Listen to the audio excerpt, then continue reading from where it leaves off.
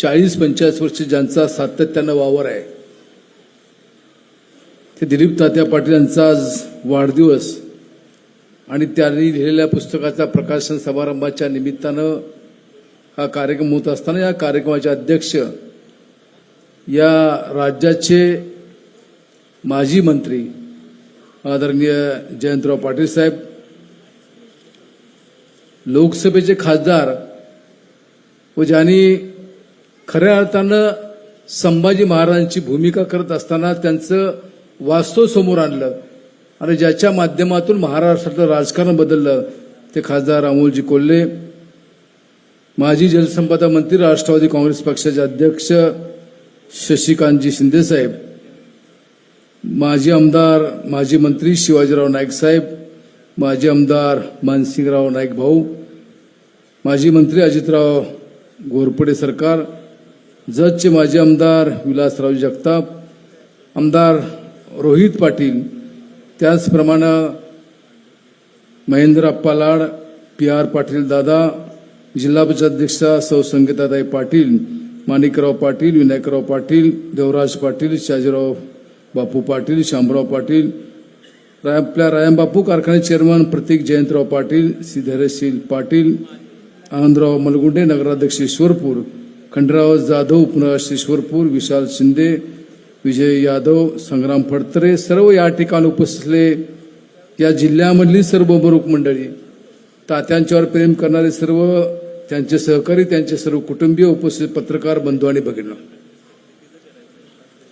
दिलीप तात्यांचा वाढदिवस आणि वाढदिवस निव्वळ साजरा न करता त्यांनी स्वतःचं एकंदर त्यांना जे अनुभव आले ते अनुभव आपणा सर्वांच्या पुढं या पुस्तक रूपानं मांडले. कैलासवासी राजाराम बापू यांच्या मार्गदर्शनाखाली अतिशय तरुण वयामध्ये तात्यांनी काम करायला सुरुवात केली आणि लहान वयामध्ये त्यांच्यावर जबाबदारी आली. दुर्दैवानं बापूंचं निधन हे झालं आणि वाळवा तालुक्याची फार मोठी हानी झाली. जयंतराव पाटील साहेब या तालुक्याच्या जिल्ह्याच्या राजकारणामध्ये समाजकारणामध्ये आले आणि तेव्हापासून सातत्यानं दिलीपराव तात्या जयंतराव पाटील साहेबांच्या पाठीशी अतिशय ठामपणे उभे राहिले आहेत. त्यांनी मनोगत व्यक्त करत असताना काही प्रसंगाचा उल्लेख केला. सातत्यानं संघर्षाची भूमिका घेऊन काम करण्याचं भूमिका ही तात्याने त्या ठिकाणी घेतली.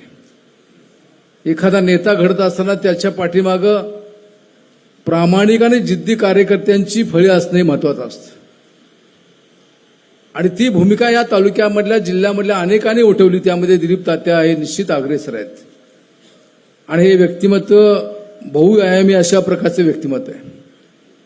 30 वर्षापूर्वी आम्ही राज्य साखर संघाच्या वतीने मॉरिशसला गेलो होतो.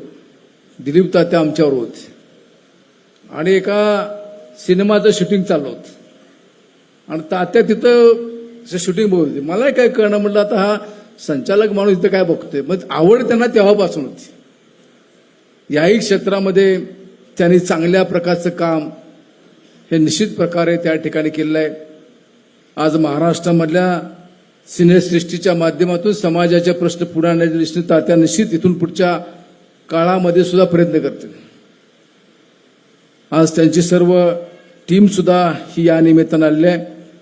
मी दिलीपराव तात्यांना अतिशय मनापासून त्यांच्या वाढदिवसाच्या शुभेच्छा देतो आणि त्यांच्या हातून या जिल्ह्याची, या तालुक्याची यापेक्षा अधिक प्रकारची सेवा घडावी अशा प्रकारची सदिच्छा सुद्धा या निमित्तानं या ठिकाणी व्यक्त करतो आणि माझ्या शुभेच्छाचे 2 शब्द संपवतो. जय हिंद, जय महाराष्ट्र.